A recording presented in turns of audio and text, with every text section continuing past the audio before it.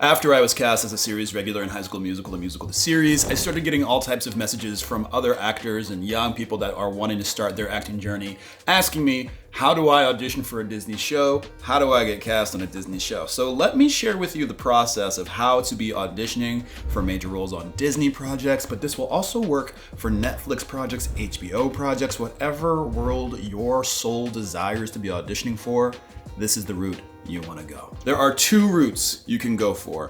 This route is not very reliable, but it does work. And then this route has two steps to it, and I'm going to break those two steps down for you. So the first route here for Disney in particular are open calls. We used to call these cattle calls because people would be lining up around the block just to audition for 1 minute. Open calls are unpredictable. They are usually limited to young age groups, so people below the ages of 18, because they're looking for very specific talent that they can't find in Los Angeles, which usually means the younger you are, the more likely they are to have an open call. And then the third thing about open calls is that they are usually reliant on extraordinary talent or extraordinary circumstances. What I mean by that is they want incredible singers and dancers, or they need somebody that looks like somebody's family member. They're looking for something very nuanced. Maybe they're looking for twins, something very extraordinary. Now, that doesn't mean you shouldn't be looking out for open calls, but it's not a reliable strategy for being able to audition for Disney on a regular basis. The option I recommend is option number 2, which comes in 2 parts.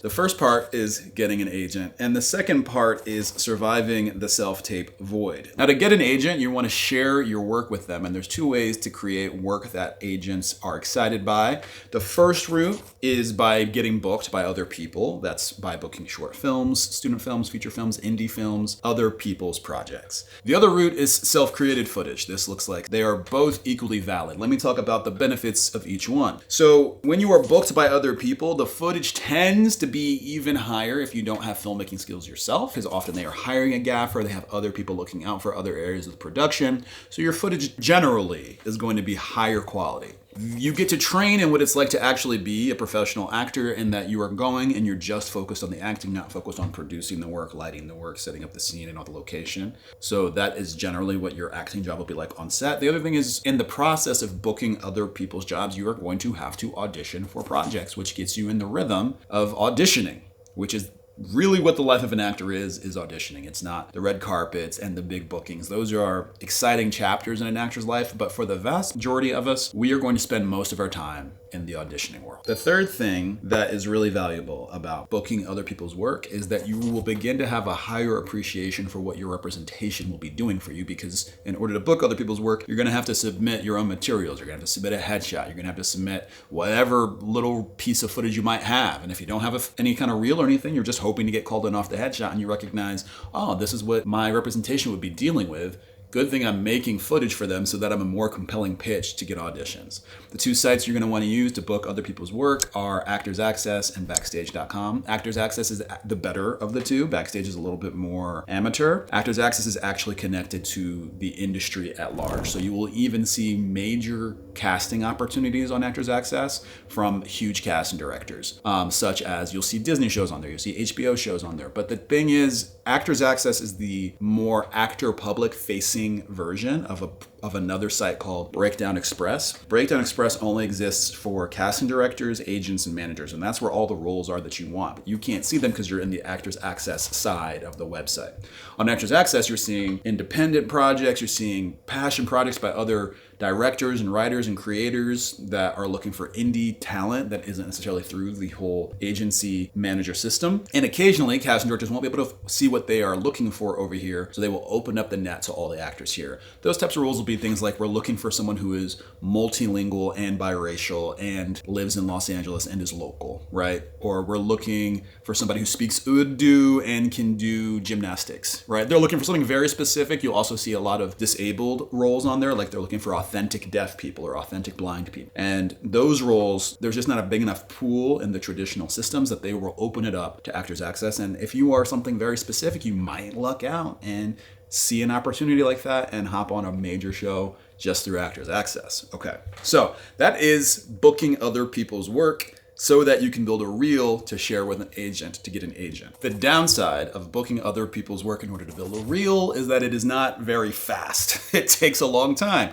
You have to put yourself out there and you have to start auditioning and then be picked and win a bunch of roles. That just takes a longer amount of time. And if your skill level is not there yet, or there's not a lot of opportunities where you live, where you can compete for roles and auditions, it's not the fastest route to building work. Which leads us to option number 2, self-created work. Now, there are various tiers of self-created work. At the most relatable tier, this is where you create a self-tape on a clean backdrop, just a clean wall, and you memorize a scene. You look for a scene from a TV show that you feel you could be on. You look for a part that you think matches your essence and your energy, and you perform that scene. You don't want to do monologues here because so much of acting is your ability to listen and respond. So monologues are not the best form for television acting. They are better for theater auditions and stuff, but for TV and film, sometimes the best moment is the moment where you're not speaking. So at the bottom tier, you would have a self-tape that you are sending in, and you can create a self-tape reel of you doing 2 or 3 different characters, and maybe just sharing 30 seconds to a minute of you doing each scene, the best parts of each scene. And that'll help agents and casting get a better sense of your capacity and your ability. And it's a great way to get yourself started. Very low effort entry. All you need is a blank wall, clean lighting, and decent sound. You can shoot it in front of a window. I wouldn't overthink this too much. Now, the next step up is to shoot a scene on location. And what I mean by that is I'm in a living room right now. What if I shot a scene that took place in a living room? And it's just like a self-tape in a way, but I'm just setting myself in the location. It feels a little bit more lived in, a little more organic, and I will do the scene from that location. Maybe take yourself to a dining table, and if you have a dining table in your home, and do a scene at the dining table or in the bedroom. Again, here is where you're gonna have to start playing with lighting a little bit, and it helps if you have one light that you can move around, but as long as they can clearly see your face on some level, or clearly see your eyes, more importantly, and they can clearly hear you, do what you want. You can even be creative with the lighting if you feel like it matches the mood you want. That is an excellent way to just build up a reel of your work, because what they are really looking for here is, can this person tell a story? Can this person carry a scene? Can this person live a character's life? Do I believe them on camera? Do I feel confident sending this person into multiple auditions? Do I feel confident that this person has a skill level to be able to win in the audition game? It's a higher quality way to do it. The third thing that you can do is that you can create short films yourself, create scenes yourself, and fully actually shoot the scene. So instead of it just being one frame of you doing the scene, like a self-tape in a real location, get a friend, get another actor to fill out the other side and shoot both angles. Maybe shoot a third angle of a wide shot. Get 3 angles and make it sound good, cut it together. You can shoot these on your phone. We are at a point now where people are accepting of good work on phones. There was a time where people were judgmental of work shot on phones in a way, and it was a little bit of Pollyanna advice. By that I mean like optimistic advice that people would tolerate good acting or good storytelling on a phone. We are at a point now where there are some really incredible actors shooting things on phones. I will give an example of someone for the fourth thing, which leads me to the fourth thing: social media. Creating stuff on social media for acting. Specifically, what I mean by that is creating characters, creating stories, creating narrative content, episodic content. It's an excellent way to practice your muscles, to take ownership of your own creative process and not waiting to be chosen in order to be an actor. A great example of this is Caitlin Riley, who was on High School Musical, the series, for the final season. She played like the villain director for the final season. And Tim, our showrunner, just saw her during the pandemic putting out these really smart, funny character skits where she's always playing unlikable people in a very funny way. And she's blown up from that. And now she's been on HBO. She's been on Disney. I think she's currently the host for the Wednesday Addams podcast. So that came from her playing characters and creating scenes and sketches that were genuinely really good. The acting was not overly broad or big. You could tell this person had training, had technique, understood comedy, and you could tell that in a vertical on TikTok or on Instagram. So those are the 4 avenues, I would say. Now, if I was starting myself from scratch, I would probably pick the avenue where I shoot a scene in a real location and just make it sound good. I think that is the most accessible but also elevated way to do something, and it helps your acting because you feel like you're in the real location. I would just shoot those and get that footage together and then send it out to agents. So let's talk about agents and where you're going to send them out to. Specifically for Disney people, if you were trying to be on a Disney show, you really want an LA agent. You don't need to live in LA in order to have an LA agent. We are at the time now where you can live anywhere on the planet so long as you can get to LA if they need to see you for a callback, or if the show is shooting in LA and you're willing to move there. Doesn't matter where you are. They really are very flexible about that these days. But if you can't get an LA agent, my recommendation would be shoot for New York. And if you don't get LA or New York, start where you are. Start locally. There are so many great opportunities all the way across America right now. In Texas, in New Mexico, in Georgia, in Salt Lake City, in North Carolina, in Florida, in Chicago. Find the market that is closest to you. I think even in New Orleans, where I'm from in Louisiana, there are opportunities now. And find an agent that represents talent in that local market so that you can be considered for those co-star parts, those supporting parts for the TV shows and movies that shoot in your local market. That is an amazing way to get started, and it can really launch you on the map in a very fast way. And the younger you are, the farther you can get launched in a very quick way.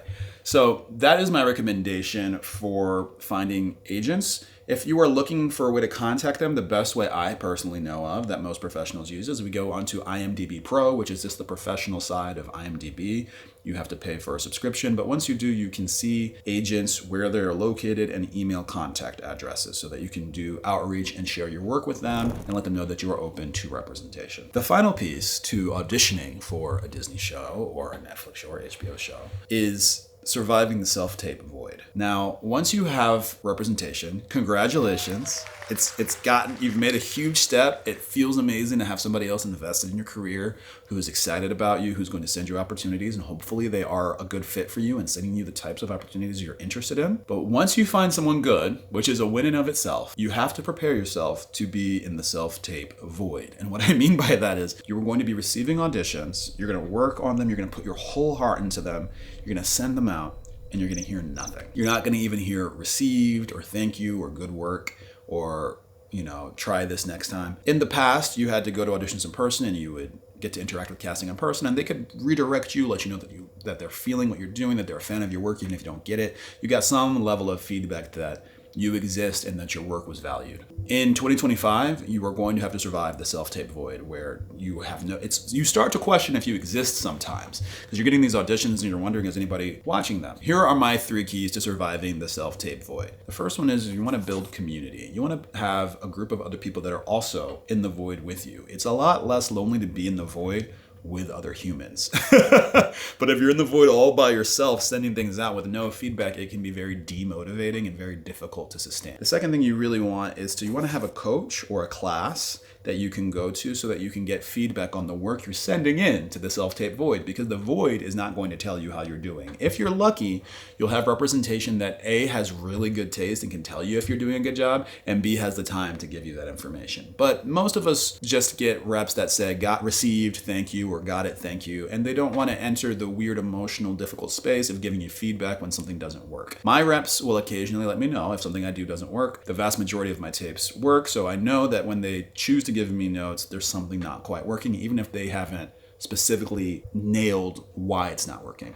But we have a very special working relationship after working together for like 7 years. A lot of reps don't want to do that because they can find that it can come across difficult. They don't know how people are going to receive the note. It's a challenge to direct an actor, especially through an email or a phone call. So don't count on getting any feedback for anything you send into the void. The only place you can get that feedback is your community, coaches, and classes. And finally, the biggest, most important thing is self-belief and how you talk to yourself while you're putting yourself out there. Because if you're telling yourself like, oh, another one, I don't know if I'm gonna get this, or like, oh, I hope I get this, and you're putting yourself in a state of wanting and pain every time you get a tape, it's gonna be physiologically challenging for you to sustain that. There's a kid on YouTube, well, he's not a kid anymore, he's actually grown up, but he played 2 on Stranger Things, which they were kids on that. And he's on YouTube teaching acting. I think he's doing a wonderful job. And he said when he first got his agent, he had to wait 2 years before he booked Stranger Things, which was an amazing role, but it was 2 years of him auditioning and getting nothing back. I can relate to that. Even after I became a series regular